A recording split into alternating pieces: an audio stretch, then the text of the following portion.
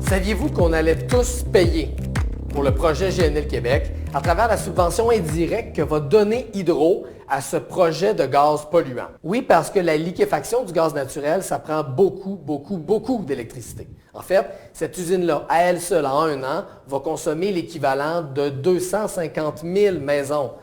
Alors qu'on est censé faire la transition énergétique, on est censé prendre notre électricité pour ça, bien, on va prendre l'équivalent d'à peu près les 2/3 de la production de la Romaine pour exporter du gaz sale qui vient de l'Ouest.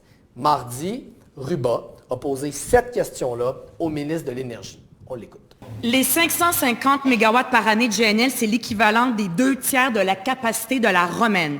Donc, pourquoi est-ce qu'on a défiguré la rivière de la Romaine? On a construit ce barrage sur une des dernières rivières vierges du Québec. Pourquoi? Pour qui? Pour alimenter une usine américaine de gaz sale? Comme vous allez voir, la réponse du ministre va être claire, à défaut d'être satisfaisante. Mais a priori, ce projet-là a de la vertu en termes environnementaux. De la vertu environnementale. Rien de moins. GNL Québec et Énergie Saguenay, ça, ils vont le répéter constamment. Leur projet, c'est soi-disant un projet vert qui va sauver des millions de tonnes de gaz à effet de serre. Par contre, il y a une enquête journalistique qui a récemment révélé que le grand patron du projet, il s'appelle Jim Breyer, c'est un milliardaire américain qui finance des politiciens climato-sceptiques et qui a des liens étroits avec l'industrie du charbon.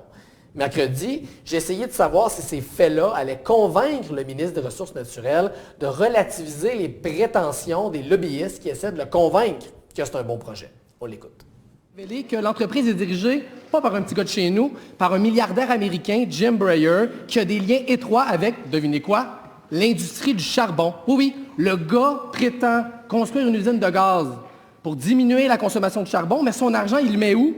Dans l'industrie du charbon et en contribution électorale à des politiciens comme Mitch McConnell, comme Ted Cruz, la crème de la crème des climato-sceptiques, des vrais cheerleaders de l'industrie du charbon. Disons que la contradiction est assez flagrante.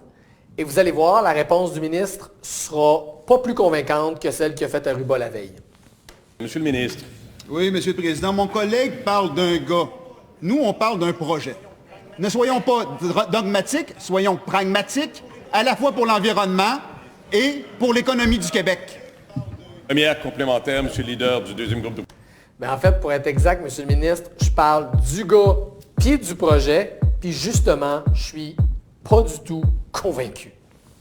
C'est pas un projet de transition écologique, c'est un projet qui est spiné, qui vous est spiné comme un projet de transition écologique, alors que c'est un projet qui est piloté par des gens qui financent les climato-sceptiques et qui financent l'industrie du charbon. Voyons donc.